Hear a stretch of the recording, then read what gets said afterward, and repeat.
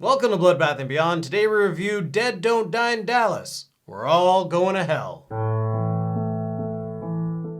Written and directed by Israel Luna, starring Willam Belli, My name is Willam Belli, not Belly. Krystal Summers, Richard D. Curtin, Angel Martinez, and Dylan Vineyard. This movie's about the zombie apocalypse, which is started by a super pill that is supposed to cure all diseases. The religious type think this is bad, because to them, AIDS was created to kill gay people. Unfortunately, these pills have a side effect, which turns them into zombies. We've got the preacher and the religious type on one side, and the gay people on another side who need to work together to overcome the zombie apocalypse. So what do we like? I enjoyed how self-aware this movie was. Like, they're not being subtle about this at all. Like, the green screen of them driving in the car, the flickering of the film, the missing reel. Like, they know what they're doing. I think the premise in general is kind of unique. We watch a lot of zombie movies, and they're almost all the exact same with some slight variance. This was a little bit different, where it's religious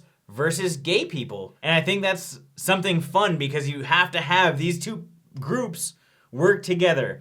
And if they don't, they die. And it also allows for some like subtle commentary. It helps kind of build this tension between two groups of people that have the same goal. Seeing that this film is a horror comedy, I was very impressed with the comedy aspect of the film. I don't know what it was, but whenever they killed a zombie, there was just some really funny moments.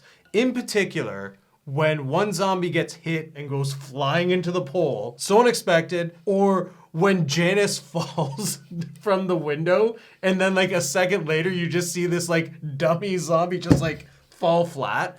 It's just these little tiny gags that you don't normally see that I thought were absolutely hilarious. I thought the practical effects were also really well done. Shockingly, like the blood spraying and the intestines or the skin ripping, I think that all looked better than many other zombie movies that we've seen. I liked Phil, badass character. I'm Phil. I'm Beth Ann Betterman. Pleased to meet you. Had a really cool modded gun at the beginning and then was ready to just like knock zombies out. Yeah, one-on-one fights with zombies is always interesting, especially when it's not a horde. It's like, oh, this is somebody we've set up for the whole movie. So when it happens, you're like, okay, it's go time. I think it was interesting that everybody was a drag queen. Like, especially looking everything up, even the preacher is actually a drag queen in real life. I had no idea. The biggest shock was Janice, who won Miss Gay at some point. I guess there's two Krystal Summers. One's a drag queen and one is a porn star. And I think if you do some searches, there's gonna be different results, depending on what you're looking for. Goldust himself recommended that we watch Ticked Off Trannies with Knives. And we find out this is the same writer and director, and almost the entire cast is from that movie. So I kind of wish we watched that before this. And it makes me more excited to see the other one, to be honest, because this was zombies. I don't like zombie movies in general, and this was okay. I think more people are going to enjoy aspects because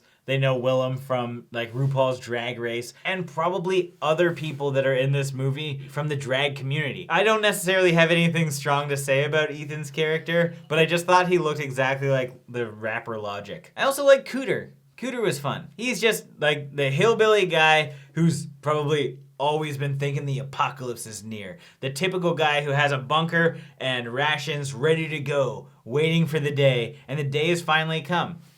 And he was just fun. Now, what didn't we like? This is a personal preference for the dislike. I'm not a big fan of really whiny, over-the-top people, especially when it comes to acting. It's kind of irritating because they don't have the emotions that should be attached to what they're saying. It's just over the top, and it doesn't make me like their characters. Chavot, nice to meet you. I'm Beth Ann Fetterman. It is weird to say when we're watching a movie that stars and features predominantly drag queens, and we're like, too eccentric. We get it. We understand. I wouldn't say that everybody is, but I think that it's weird when Willam was, and a lot of people weren't. Sorry, I didn't mean to scare you. What's going on?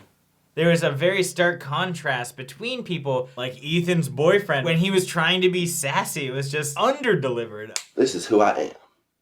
I think one of the issues was they allowed the camera to roll and allowed for awkward space between like an ad-libbed line, which made things feel way worse, because if that line isn't hitting hard, then it's just like, awkward. And that's how I felt many times. It keeps going to voicemail. I hope he's okay. Tweet him.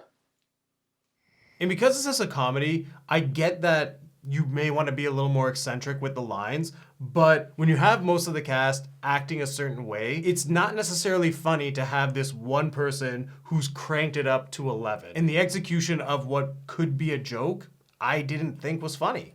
I absolutely agree. For being such an upbeat movie, it kind of got really down. And it made a good point, but in the context of the movie, it was just misplaced, I think. Your friend died because he was gay and had AIDS. So he died not just because he had AIDS, but because he was gay? There were better ways to kind of deliver the subject matter that I don't think really came off properly. And the same can be said for a major decision that was made at the end of the movie that made me hate Beth's character. The movie closes as if they are a hero. It's kind of fucking weird and makes you question the director's intention. Are you alright? I heard a gunshot. I saw a rat.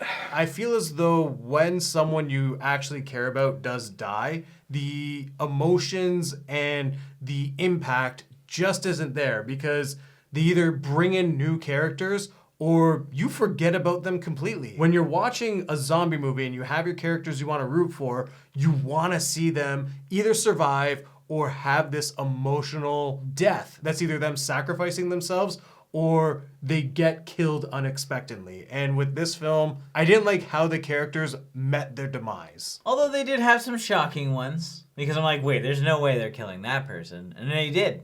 It's just like, whoa, whoa, whoa, whoa, whoa. I think the ramifications and the emotions afterwards were definitely subdued. They're like, oh, well, we forgot about them. Let's move on. Let's go continue. They thought it'd be more funny to have things like missing reels or just like going to a completely different location and leaving a bunch of characters behind and then bringing in new characters. I just spent the last 20 minutes watching this person and getting to really like them. So why are you just not acknowledging their existence or death? And I've come to terms that you're never gonna have the best zombies in these low budget films, which I'm okay with.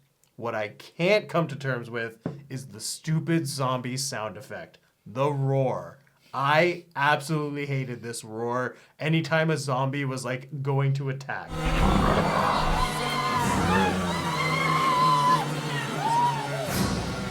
I didn't even hear it, but I understand your pain. When you hear something or see something and you can't get rid of it, that's the worst. It roared like a lion, not growled like a zombie. Now it's time for our final thoughts and ratings. It's been a minute since we watched a zombie movie, and for good reason probably. I don't generally like zombie movies, although I did enjoy aspects of this. But the kills being practical was what made this fun. Of course, having a cast of drag queens is also enjoyable because you never know what's gonna happen. And here I think that might have translated a little too much, which created some inconsistency amongst the characters. While I did have fun watching it, I didn't think this was necessarily a great movie, and I probably wouldn't recommend it. So I'm gonna give this 1.5, taking your clothes off the hard way out of 5. There's definitely some aspects of this film that I really enjoyed. I am a sucker for slapstick comedy, and this film definitely had a slapstick nature to it. I enjoyed that they were self-aware. However, I didn't necessarily enjoy a lot of the characters, and it made it hard for me to get invested in the story. I don't remember how long this was, but the pacing felt like the film dragged for a long time. I did find myself bored at certain moments. It felt as though whenever a new character was brought into the film,